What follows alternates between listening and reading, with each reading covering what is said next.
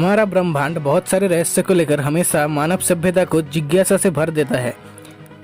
अभी भी इसमें बहुत सारे रहस्य छुपा हुआ है जिन्हें हम अभी तक ढूंढ ही नहीं पाए हैं, तो इनका सलूशन पाना तो दूर की बात है।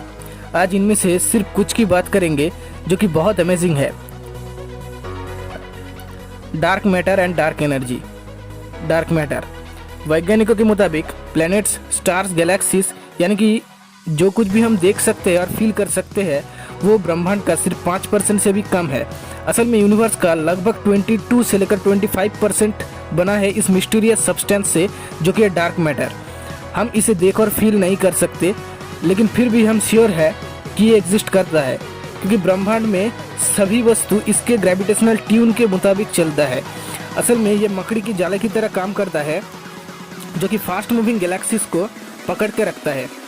कोई ये कहते हैं कि ये कोई अनडिस्कवर्ड पार्टिकल है, तो वही किसी के मुताबिक ये ग्रेविटी का ही एक अनडिस्कवर्ड प्रॉपर्टी है।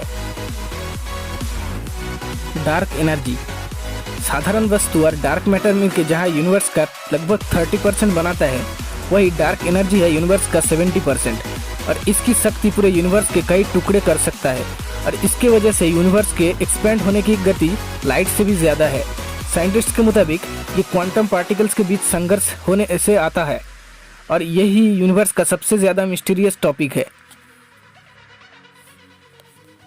Space roar. ये हमारे अंदर एक मिसकंसेप्शन है कि यूनिवर्स में कोई भी साउंड नहीं है।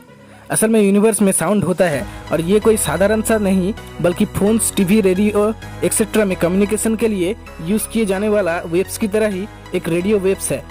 साइंटिस्ट्स के मुताबिक ये किसी स्टार्स से आती रेडिएशन है, और कुछ साइंटिस्ट बोलते हैं कि किसी गैलेक्सी क्लस्टर या फिर नेबुला में घूमते गैसेस की वजह से ये बनता है।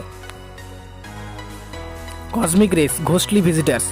कॉस्मिक रेस असल में बहुत शक्तिशाली पार्टिकल यानी कि कणा होते हैं, जो कि आउटर स्पेस में यानी कि किसी स्टार्स, गैलेक्सी या फिर नेबुला से आती है और लगातार पृथ्वी से टकराती है, जो कि हमें पृथ्वी के एटमॉस्फेयर की वजह से नुकसान नहीं पहुंचा पाते, लेकिन स्ट्रेटोस्फीयर के ऊपर रहे इलेक्ट्रॉनिक डिवाइस या फिर एस्ट्रोनॉट्स को भी ये नुकसान पहुंचा सकते हैं। एक हाईली एनर्जेटिक पार्टिकल एक इलेक्ट्रिक डिवाइस के आर पार जाके उसका बहुत नुकसान कर सकता है, पर ये रेयर है, लेकिन ये आसानी से इलेक्ट्रिक डेटा को डिसरप्ट कर सकता है, जिससे ब्रॉडकास्टिंग में प्रॉब्लम हो सकता है। क्वेज़ार्स। असल में क्वेज़ार्स वो सुपरजायंट ब्लैक होल्स होते हैं जो कि एक्टिवली किसी स्टार या फिर नेबुला को खाता रहता है। जब भी किसी तारे का फ्यूल खत्म होता है तब वो फट जाता है एक विशाल बड़े सुपरनोवा के आकार में, और रह जाता है ये ब्लैक होल्स या फिर क्वेज़ार्स।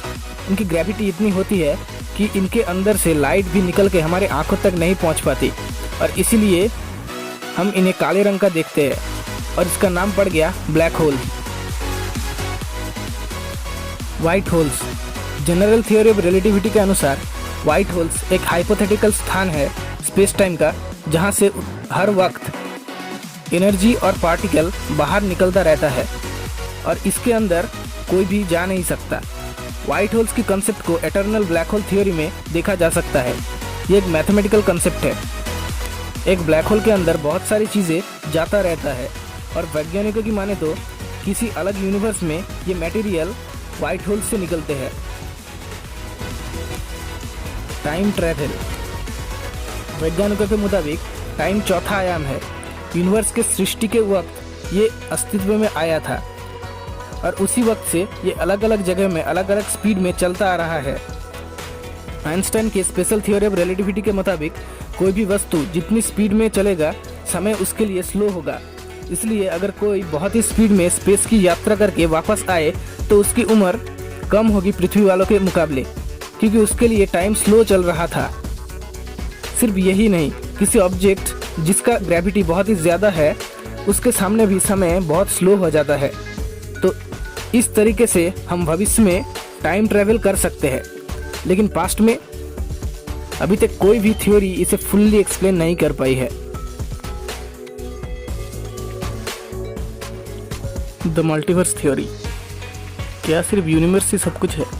इसके बाहर क्या है? ये सब प्रश्न ही जन्म दिया है द मल्टीवर्स थ्योरी का। ये बताता है कि हमारा यूनिवर्स उस हाइपर यूनिवर्स के सामने कुछ भी नहीं, जिसमें करोड़ों हमारे जैसे यूनिवर्स है बबल्स के आकार में। और यहाँ से ही आता है पैरेलल यूनिवर्स का कंसेप्ट, जिसके मुताबिक हमारे जैसे ही पृथ्वी और लोग किसी और एक यूनिवर्स में एग्जिस्ट करता है और हम जो भी सोच सकते हैं वो सब एग्जिस्ट करता है किसी दूसरे पैरेलल यूनिवर्स में। वर्म होल्स यूनिवर्स में स्पेस और टाइम को एक साथ दिखाया जाता है स्पेस टाइम कंसेप्ट के सहारे। स्पेस और टाइम को एक साथ जोड़ता है। बहुत सारे कारणों से इसमें कर्वेचर हो सकता है और इसी के लिए स्पेस में दो स्थानों के बीच की दूरी या स्पेस घट सकता है, क्योंकि यहाँ स्पेस ही मुड़ गया है या फिर श्रिंक हो गया है और ऐसे स्पेस में एक शॉर्टकट बनता है। इसी शॉर्टकट को वर्म होल कहा जाता है। इसके अंदर से जाने से हम कम दूरी ट्रैवल करके ही एक गैलेक्सी से दूसरी गैलेक्सी में जा सकते हैं, इसलिए समय कम लगता है। ये बहुत ही कॉम्प्लेक्स टॉपिक है और फ्यूचर में इसका इस्तेमाल बहुत ही ज़्यादा तरीके से होगा। तो ये था मेरा पहला वीडियो। अगर आपको पसंद आया तो इसे लाइक, शेयर और कमेंट करना। और अगर आपको ऐसे ही स्पेस और साइंस के और वीडियोस चाहिए तो मेरे इस चैनल को सब्सक्राइब कर देना।